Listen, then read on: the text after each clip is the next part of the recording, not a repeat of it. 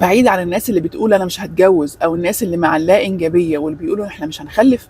بقى دلوقتي في موجه جديده طالعه اسمها اصل انا هتجوز عشان خاطر هتطلق، كده كده في الاخر هتطلق، وتبقى البنت داخله مشروع عمرها وهي واخده النيه ان في الاخر مفيش حد ما بيتطلقش، كل الناس بتتطلق. تفتكروا ده مشروع ممكن ينجح؟ هينجح ازاي؟ ازاي هتثق في شريك حياتها طول ما هي عارفه ان هي هيجي عليها الوقت هتطلق؟ ازاي هتدي جهد وهتدي معافره في علاقه وهي عارفه ان العلاقه دي هيجي عليها فتره وهتبوظ وهتفشل؟